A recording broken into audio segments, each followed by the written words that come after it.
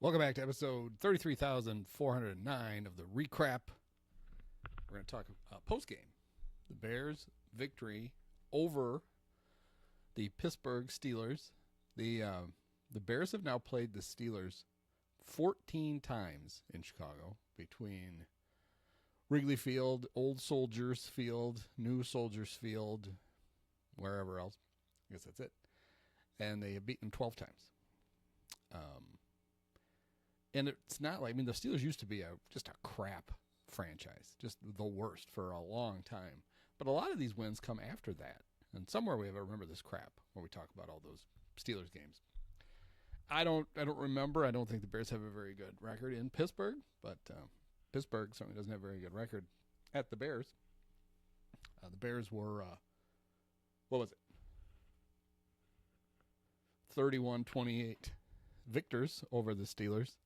We're going to get into all that in a minute. I will just say that if you can't score more than 28 points against this Bears defense, everyone should be fired. And Mike Tomlin is immediately disqualified from ever being put in the Hall of Fame.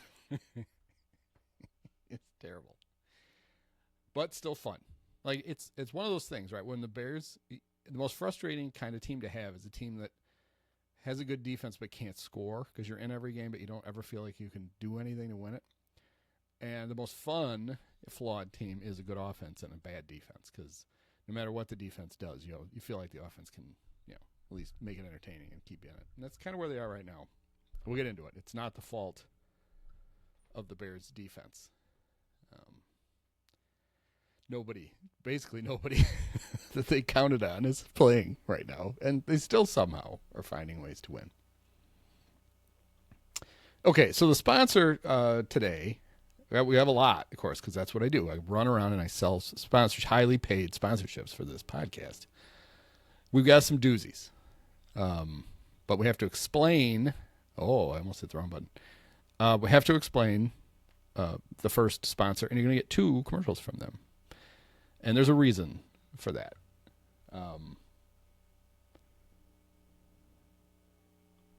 First is one you've seen before, but there's a reason that you need to see it again. I guess it'd be better if I did this, huh? Chicago's original submarine, Mr. Submarine. This is 1 6-footer. I can't handle one-on-one. Ladies, let's have a party. Choose from Mr. Submarine's great lineup of your favorite subs. Mr. Submarine's king-size sub, a regular sub piled high with your favorite meats and cheeses. For the best tasting meal around, Mr. Submarine is the real stuff. Chicago's original submarine, Mr. Submarine. This week, the cast. No, I'm not giving you a free preview of. This looks like House of Dynamite on Netflix. It was very good. You should watch that if you haven't seen it.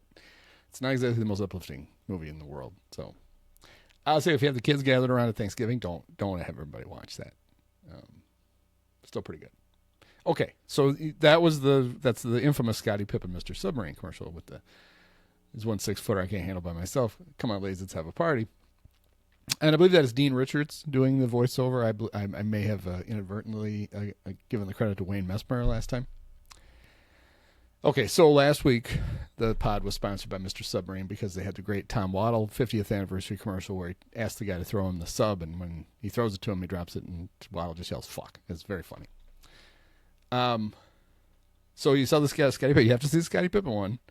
To now, we're going to show you the 50th anniversary version of this, and it's inspired. I give them a lot of credit for this.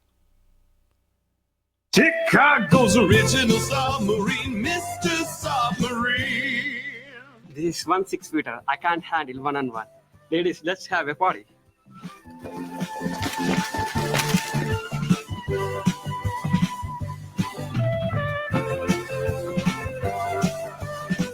Who is that guy? Potty Skippins? Choose from Mr. Submarine's great lineup of your favorite subs. Mr. Submarine's king-size sub, a regular sub piled high with your favorite meats and cheeses. For the best tasting meal around, Mr. Submarine is the real stuff. Potty Skippins is just a regular guy who has nothing to do with basketball. Chicago's original. Potty Skippins. They had a guy named Potty Skippins, so they had him do the the tribute to Scottie Pippen. It's just tremendous. So thank you to Mr. Submarine for sponsoring the recrap. Also, of course, the Pat Benkowski Sports Spectacular, and because they're now both available immediately, you pause the podcast, go to Amazon, and you can buy the Immortals, written by me. It's about the 2016 Cubs, and now you can also buy Great Until It Wasn't, about the 2003-2004 Cubs. It may have a triggering cover on this one. This is the proof copy. That's why it has that thing on it. The one you get won't have it on there. And if you've seen the typos, you'll be like, he's a proof copy? Hey, I'm doing this by myself, guys. It's hard to proof your own stuff because you read what's supposed to be there. But anyway, the backdrop, you're not going to be able to see this. And most of you listen to this podcast anyway. You don't watch it. The cover of Great Until It Wasn't is actually the scorebook from Game 6 of the 2003 NLCS. It's depressing. I think it looks really cool. I think both books turned out very nice. Okay, so a new thing you can do now, after you buy the book, because you're getting the book directly from Amazon, and you're not getting it's not like it comes to me, and then all of the highly paid employees at Discipio Media Ventures box them up and send them to you. It comes straight from Amazon. Jeff Bezos and what's his wife's name? Lauren Sanchez? Whatever. When they're not busy trying to convince the Washington Post to say that the Epstein files are nothing, because I'm sure Jeff doesn't appear in them or anything. Multiple times. They fulfill the orders, I think, at their floating mansion in the Mediterranean or wherever. Anyway, no, it comes, actually this book, it depends where you live. It's an interesting thing the way Amazon does it. They don't print the book until you order it, and then it's prepared freshly just for you. And then they have the printing hubs all over the country. And if you live in this general vicinity, this book printed in beautiful Moni, Illinois, and it will even have the date on it that it's printed. How nice. Anyway, because it's not coming from me, and because the publisher, who was me, isn't doing any book signings, because it would be very depressing to try to do one of those. It's like, I can't get a signed book. That's all I really want. And I want to give these to all of my family and friends for Christmas, but you need to sign it. Well, there's these things called a book plate, which actually, so I looked into this, what a book plate is. Book plates originally, this goes back to the Victorian era, or in Chicago, we refer to it as the Vag era. In other words, a long time ago, Queen Victoria in England, Vag Benkowski here, basically born same year, 17, whatever. So you would get these your fancy books for your library, and then you could buy these little book plates. Some of them were a stamp. I guess mostly they were stamped. Then they became a sticker, a fancy little sticker. And it would have like from the library of, and then you would put your name in it, and you would put it in the book. And some authors still do these for this kind of thing, so that people can get an autographed copy of the book. So basically what you do is, a guy like me orders, because I'm going to sell millions of books, I had to buy millions of stickers. And I had fancy ones designed. They look like the cover, kind of the Immortals. It has the Wrigley Field ivy, and you can see the 400 sign right there. And then my name on it. And then I bought one of those fancy white paint pens, so you can actually read my signature. And if you buy either book, all you have to do is email me, and it said books. Actually, don't do that. You can just email books@disappear.com. Go to disappear.com/books. There's going to be a link in the newsletter and other places. Because then if you click on the thing there, the subject will automatically populate with book plate. Or you can just write book plate. And then I'll be able to keep track of all of them. And all you got to do is send me your name and your address and which book or books you bought. And so if you bought them both, I'll send you 2. If you bought one or the other, I'll send you 1. And I'll sign it. Maybe write something pithy on it for you if you have a request. I could do that too. There's not a lot of room, so don't have a big request. And then I'll send them to you for free because you already paid. You bought a book. Why not? And then you can either just use it as a bookmark, or you can peel the back off and you can stick it on one of the blank pages. I don't have 20 blank pages at the end like an Al Yellen book, but there's a couple in the front that would work, or the inside cover. So there you go. My gift to you, the book plate. All right, so that's enough of that crap. The Bears won, did a 31-28 in a game that you just kind of felt like if they just had to keep scoring because the poor Bears defense went into the game without any of their linebackers. None. Not even Noah Sewell, who barely qualifies. No Tremaine Edmonds, no TJ Edwards, no Noah Sewell. And so you thought, oh, this is going to be terrible. Like the Steelers are going to score probably 80 points.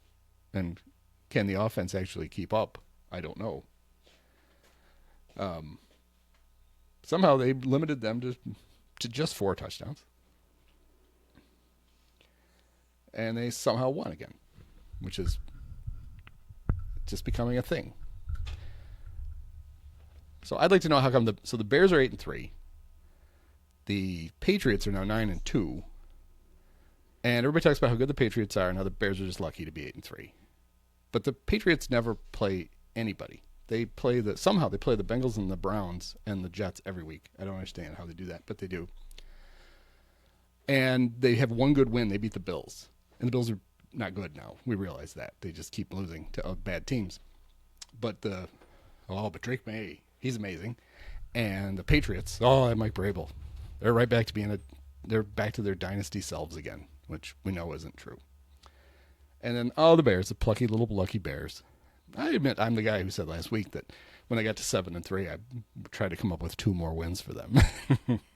Had a hard time doing it. And this was one of them, actually. So it could have happened. But, man, I got to give this team a lot of credit for winning games like this one. And it's funny, when I don't know who a player is, and it happens like quite a bit nowadays where they're like, every week the defense has to like find a guy off the street. Until I know who he is, I just assume he's a former Bear. So DeMarco Jackson, number 48, who's played for a few weeks now, but the first time I saw him, I just assumed it was Reggie Phillips from the 85 Bears, good old number 48. He had 15 tackles today. Amen Agbangbamiga, who we do know because he has a fun name to say, and he was there last year. 14 tackles. Good Lord. But then there was another guy who came in, and I still don't know who he is, so let's figure it out together. Carl Jones Jr. That's a creative player in Madden. Carl, you're stuck with Carl Jones Jr. now because everybody's hurt. Good old number 43. Was that Egypt Allen? Was he 43 or was he 49? But in my mind, he was Egypt Allen. That might not have been right. He had to come in when they had to carry Amen Agbangbamiga off the field, and he made a tackle, and then Amen was able to come back, which was very important. Montez Sweat played a great game. He had a chance on one of the touchdowns to tackle a guy, and he didn't. And it's like, when's he going to make a play? And then that's pretty much all he did. He had one play where they ran a sweep to his side that he basically stopped it all by himself. He bottled it up. He shoved his lineman into the running back. He had 2 sacks. He had the strip sack of Mason Rudolph, and then Trevon Dexter facing the wrong way. I was worried he was going to Jim Marshall it because you could see him like, I'm going to scoop this up. I'm not just going to fall on this. I'm going to start running. And he ran over the ball. I mean, these large men have a hard time bending over and picking something up while they're moving. And he thought, oh, shit, now we're having to get the ball. But Montez decided, screw it. I did everything else. I'll just recover the fumble. Deshaun Wright had another good game. He had a nice pass breakup, and then he had an incredible interception on the first drive. That was a great play. I thought he was bad. I don't think he's bad anymore. And he's like traits, right? Like he looks like he should be really good. He's long, he's fast, and he's starting to catch the ball. Who knows? Maybe they'll actually have something. But they really need to get some guys back still. I mean, when you think back now to the fact that they are playing this game without any other linebackers, they lose Tyreek Stevenson like halfway through the first quarter, so now they don't have Jalen Johnson, Kyler Gordon, or Tyreek. They don't have any depth on the defensive line because of injuries, so they've got 2 really good players, Grady Jarrett and Montez Sweat.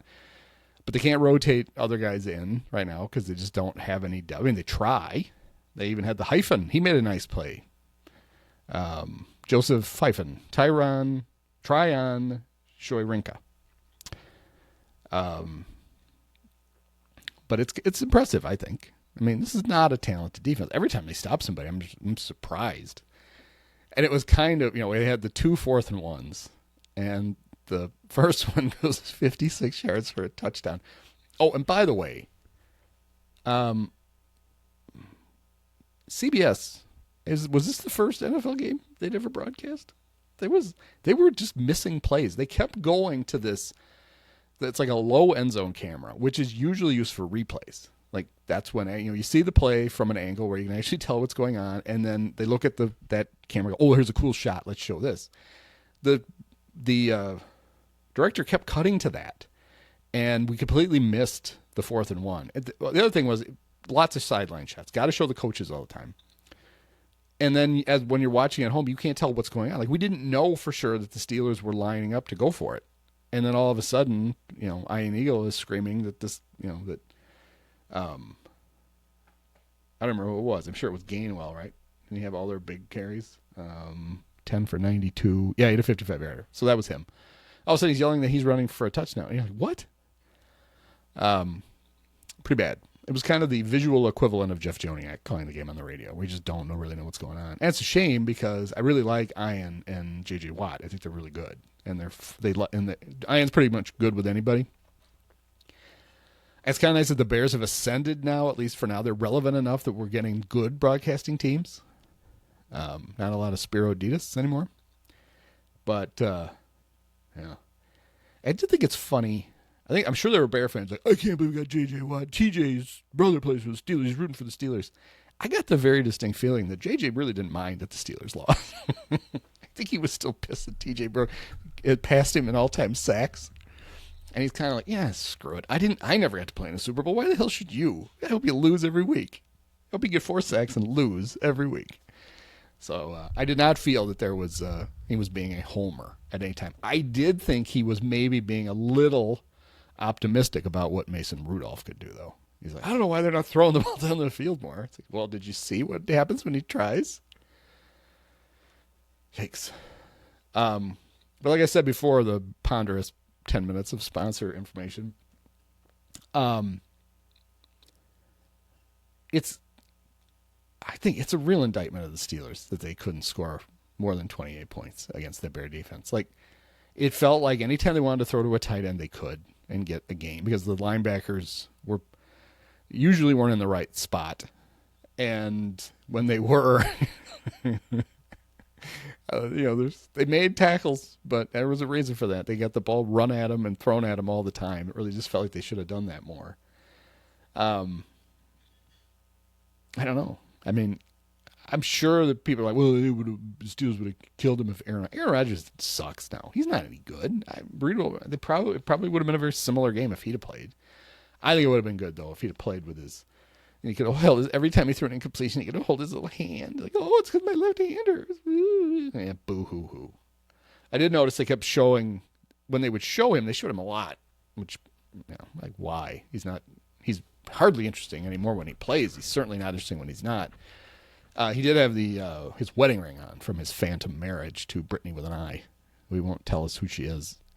And I was listening to the Sports Gossip Show, which I really enjoy, with Madeline and Charlotte Wilder. I forget Madeline's last name. Is it Madeline? Did I get it wrong? Anyway, it's a very good show.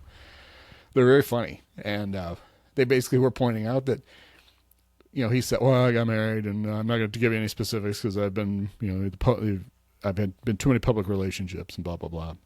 But her name's Brittany with an I. And they're like, well, why would you give any specifics then? It's almost like you're trying to see if the media can figure out who it is. Everybody's pretty sure that he's just making it up. But you can see his wedding ring every time they showed it because he broke his a bone in his left hand, and so they kept showing the weird brace he had on. Yeah.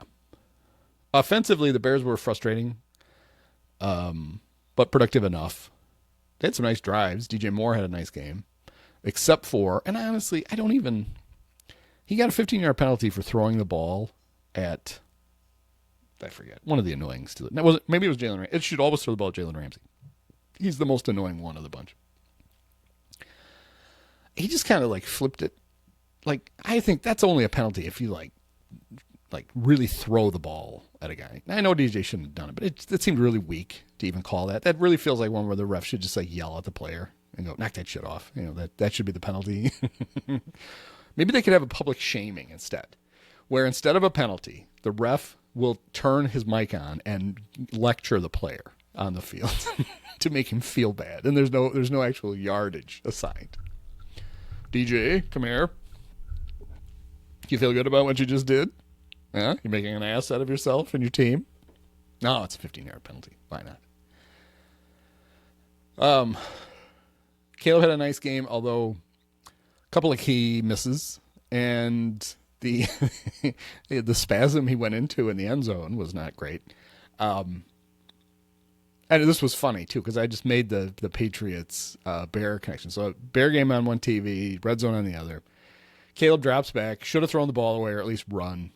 And, you know, goes back into the end zone, backs up and gets farther into the end zone. Then it's going to throw it away. But as JJ showed, that TJ grabbed him and pinned his arm to his side, and then he couldn't, and he just kind of went, and the ball just fumbled forward for a touchdown, which is not ideal. At the same time, almost exactly the same time, the Patriots are playing the Bengals, and and Drake May drops back. It very confidently fires a ball deep over the middle, and there is no one there except for a Bengal who was almost looked like he was fielding a punt. And it's 1st and 10. It wasn't like it was 3rd and 20. He's just heaving it down the field. And then that guy runs it back for a touchdown, and Drake gets, like, somebody blocks him basically like into the stands. And I thought, oh, this is a very tough moment for the number 1 and number 3 picks in last year's draft. Caleb is fumbling in the end zone, and Drake is throwing a 60-yard interception touchdown and getting smoked in the process.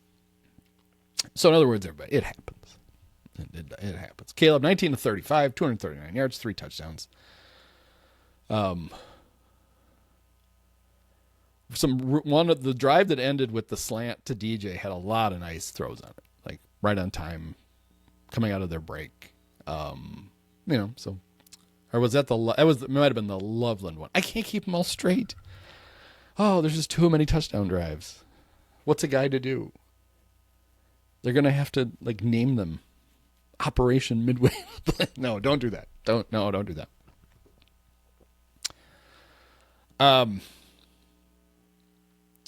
Luther Burden had a nice catch, and then I had, he had, I don't remember. Was it a drop? I remember Luther did something where I was like, oh, Luther. But another Luther was, they set up a screen pass to DeAndre that would have been a touchdown. And Luther was blocking on the edge, and Luther completely whiffed. And the guy he was trying to block had to run like 10 yards and dove and got DeAndre by the foot. I was like, you just had to get in the way.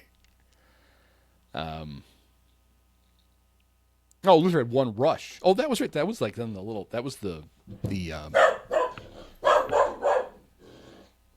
reverse. I remember how many were involved. But remember, there's a difference between an end around and a reverse. A reverse is not when you give the ball to a guy coming around. There have to be 2 ball transfers for it to actually be a reverse. So Luther 1 for 15, and receiving wise, he caught 3 for 46. DJ 5 for 64 and 2 touchdowns. Rome 3 for 53. And on the last drive, the drive before, excuse me, it's like cough into the mic. Bears trying to run the clock out, ended up having to punt.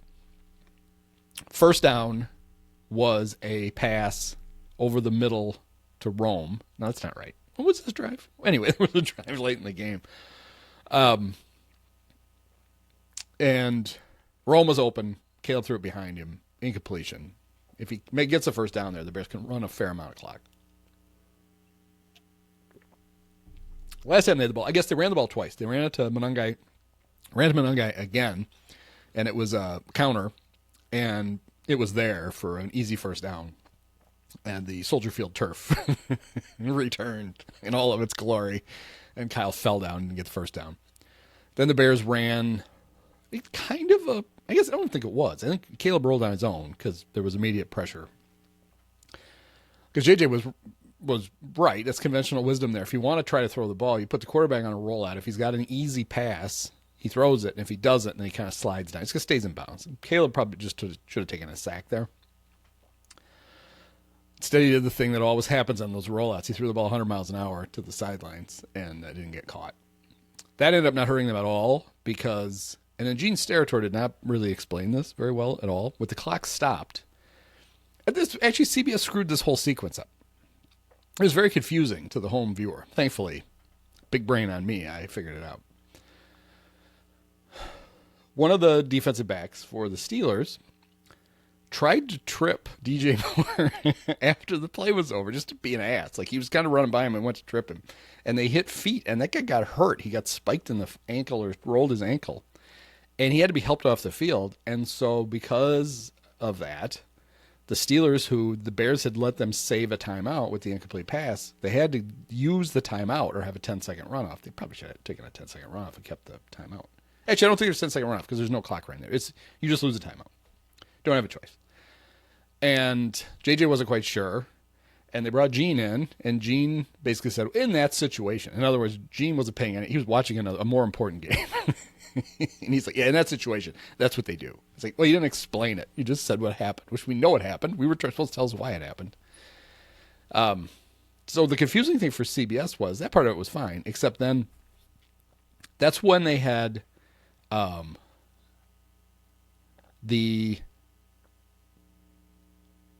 confused myself now.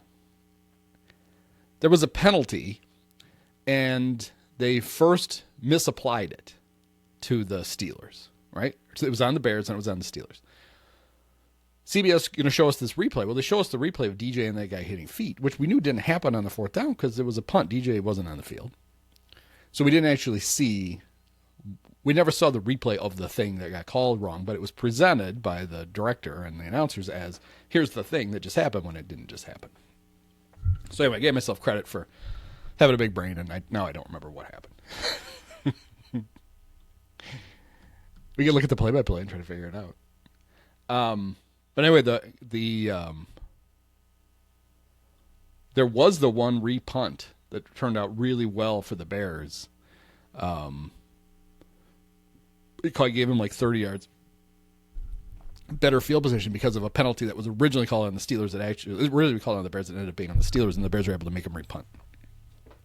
I remember that happened. Anyway, a long, eventful game that worked out just fine for the Bears. And they got a short week now.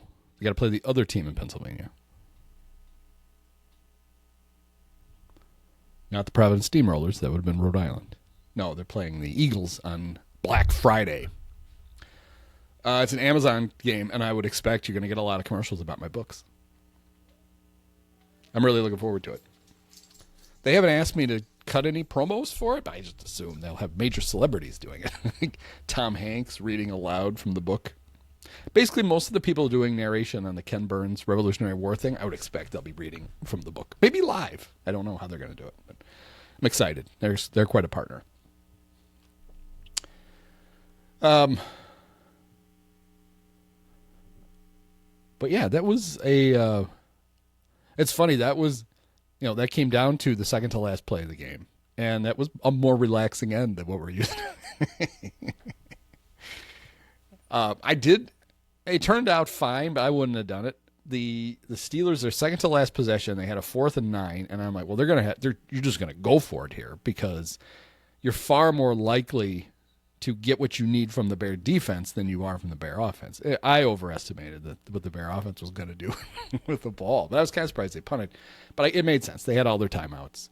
But it's one of those things where it's like, if you don't, as a fan, I wanted them to punt.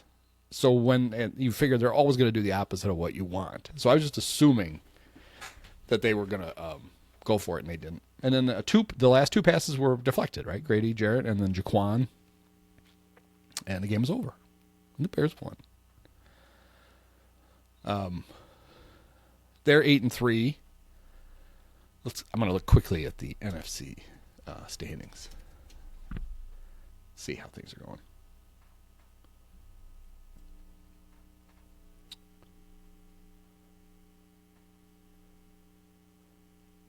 Yeah, I knew the Giants were going to lose that game to the Lions. As was like every other Giant game this year, just like the one they lost to the Bears, like the one they lost to the Broncos. There was some ridiculous stuff in that game. That was one I was just keeping an eye on Red Zone while I was watching the Bears. Mike Kafka, Northwestern great, former Bear quarterback coach. Is that what he did for the Bears? Or was it, I don't remember. Was he the quarterback coach, or was it that Nagy wanted to hire him and the Chiefs wouldn't let him go? I think that maybe that was it. I don't remember. Anyway, he called in the fourth quarter. He called for a play where they ran one of their spunky little wide receivers on an end around, pitched the ball to him, and then Jameis leaked out, and the guy threw the ball like it wasn't like a 10-yard pass to Jameis. He threw it like 25 yards down the field to Jameis. Jameis jumped up, caught it, and then the defensive back came over to tackle him, and Jameis stiff-armed the guy and broke the tackle and scored a touchdown. It was like a legitimately great play by Jameis. And it's like, oh, they're going to win. And then I looked up, and the Lions had immediately scored again. And I'm like, okay, they're not going to win. That was, if you couldn't ride that ridiculous play to more momentum than that, you're not going to win. And then every time they cut to the Packers and Vikings, it was J.J. McCarthy doing something worse every time. It's like, God, he sucks so much. I really want well, I mean, if you're one of these people, I'm sure you're not listening to this podcast, but we all know people like this, people who they still like Caleb. Oh, Caleb's overrated. I assume they're the anonymous source that Mike Sando uses every Monday to bitch about how Caleb really sucks, secretly sucks now. Oh, I know they're winning, and I know he's playing well, but he stinks, and let me tell you why he stinks. There were all these Bear fans that were they should stay with Justin. They should have drafted C.J. Stroud. Oh, they should have picked Drake May. It's like, whatever. The hindsight police are all doing a lot of work. You want to know what a quarterback that sucks looks like? It's J.J. McCarthy. Isn't that Caleb Williams? Caleb's pretty good. I did we got the update, the projected yardage for Caleb during the game. I read it. It's like 3,937 yards. It's like, oh, come on. Could you just please get to 4,000 so we never have to talk about that again, ever? I don't know. He's kind of hovering right around, 225, 230 a game. I hate to say this, but winning the games is more important than throwing for 4,000 yards, but I really would like that to go away forever, that stat. One thing Caleb has accomplished so far is that we no longer get the list of all of the Bear quarterbacks since like 1978. We would just show the whole list. We don't get that anymore, which is nice. But now we got to get rid of the never had a fourth. It's like it's so well known that it's not trivia. So why are you bringing it up? Hey, did you know this? Yes, everybody knows that. Just stop. So anyway, the Bears have a half game lead over the Packers because that stupid tie. I hate it. Screws up the standings when you have a tie.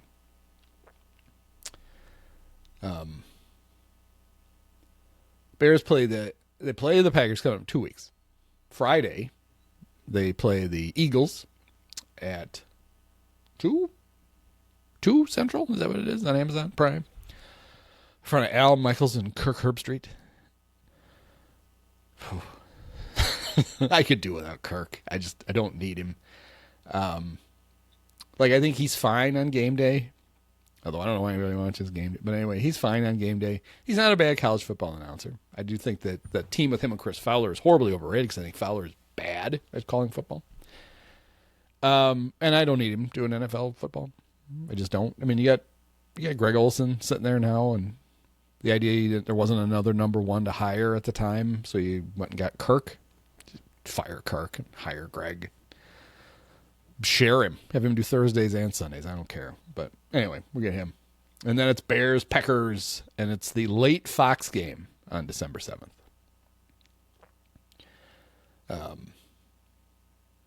Bears, Browns on the 14th is still a noon game, and that's not moving.